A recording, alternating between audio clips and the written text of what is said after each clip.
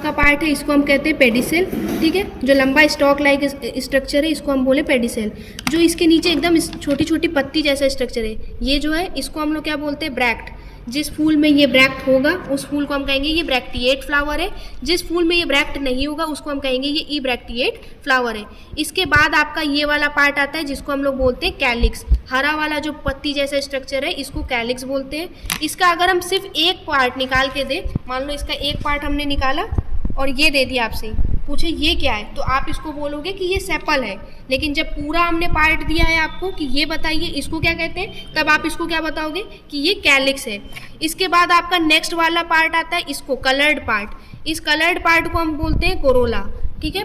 अगर हम इन सबको बोल रहे हैं कि ये क्या है तो आप बोलोगे कि ये कोरोला है। लेकिन सिर्फ एक पंखुड़ी हम आपको अगर निकाल के दे दिए, पूछे कि ये क्या है, तो आप कहोगे पेटल है। सिंगल यूनिट पेटल होगी और इसका पूरा जो हम लोग कहेंगे उसको हम लोग कहेंगे कि कोरोला है। इसके बाद आपका ये दो वूल कंप्लीट हो गया, पहला हमारा सेपल और दूसरा हमारा कोरोला वाला। अब नेक्स्ट हमारा पार्ट आता है अंदर की तरफ, तो ये आपका अंदर की तरफ वाला पार्ट है। ये जो पार्ट है बीच वाला, इस ट्यूब लाइक स्ट्रक्चर जो गया हुआ है इसको हम लोग क्या बोलते हैं, ये वाला, इस पार्ट को हम लोग बोलते हैं गाइनोशियम। ये पूरा जो ऊपर से लेके नीचे तक गया हुआ है ये गाइनोशियम है। इसके बाद ये साइड साइड में आपको छोटे छोटे हेयर लाइक स्ट्रक्चर दिखाई दे रहे होंगे, ये आपका क्या है, एंड्रोशियम। मेल रिप्रोडक्टिव पार्ट होता है एंड्रोशियम, फीमेल रिप्रोडक्टिव पार्ट होता है आपका गाइनोशियम। इसमें देखिए बहुत सारे आपका मेल रिप्रोडक्टिव पार्ट लगा हुआ है। एक को अगर हम निकाल के अगर आपको दिखाए, ये देखो एक को, यही तो एक को अगर हमने निकाला है तो अगर आप देखो यहाँ पे येलो कलर का स्ट्रक्चर दिखाई दे रहा है, ये जो आपका पार्ट है इसको हम लोग कहते हैं एंथर।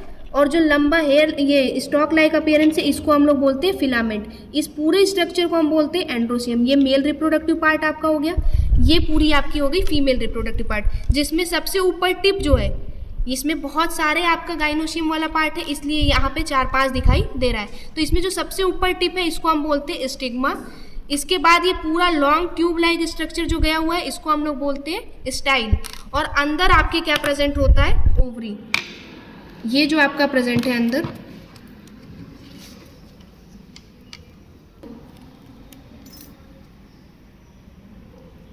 अब इसमें आपको ध्यान से देखना पड़ेगा, कई सारे लोब दिखाई दे रहे हैं। एक एक हाथ में लेके देख लो, इसमें 4-5 लोब दिखाई दे रहे हैं। देखो बीच में गोल गोल दिखाई दे रहा है, पास में जूम करके अगर आप देखो तो कई सारे इसमें छोटे छोटे छेद दिखाई देंगे आपको।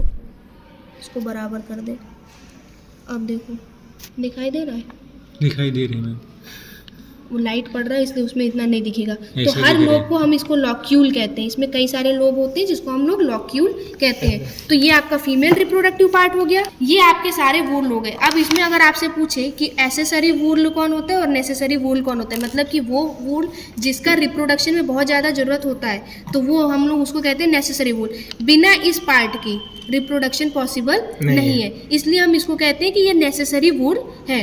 लेकिन जो ये आपका पार्ट है कलर्ड वाला पार्ट, कोरोला और सेपल, ये जो पार्ट होता है इनको हम लोग कहते हैं एसेसरी वूल। मतलब ये तो केवल है इंसेक्ट को अट्रैक्ट करने के लिए कि कलर्ड पार्ट है जिससे इंसेक्ट जो अट्रैक्ट होगी, तो इनका कोई खास रोल नहीं होता है रिप्रोडक्शन में, इसलिए हम लोग इनको कहते हैं कि ये एसेसरी वूल है। और ये जो मेन है इसको हम लोग कहते हैं नेसेसरी वूल है। बाकी हम लोगों ने क्लासिफिकेशन पढ़ा था सिमेट्री के बेसिस पे और आपका आइसोमेरी के बेसिस पे। आइसोमेरी हमने बताया था कि आप इसको काउंट करोगे, जितने भी पेटल्स या सेपल है इनको काउंट करके बताओगे। अब इसमें जैसे 1 2 3 4 5 है तो इसको हम क्या कहेंगे, पेंटामेरस। इसको पेंटामेरस हम लोग कहेंगे। और इसका अगर हम लोग क्या कहते हैं नीचे वाले का भी देखेंगे तो वो भी 5 होगा, तो उसको भी हम लोग पेंटामेरस कहेंगे। तो इसको हम लोग आइसोमेरी के बेसिस पे भी डिफरेंट बता सकते हैं कि फ्लावर कौन सा है आपका।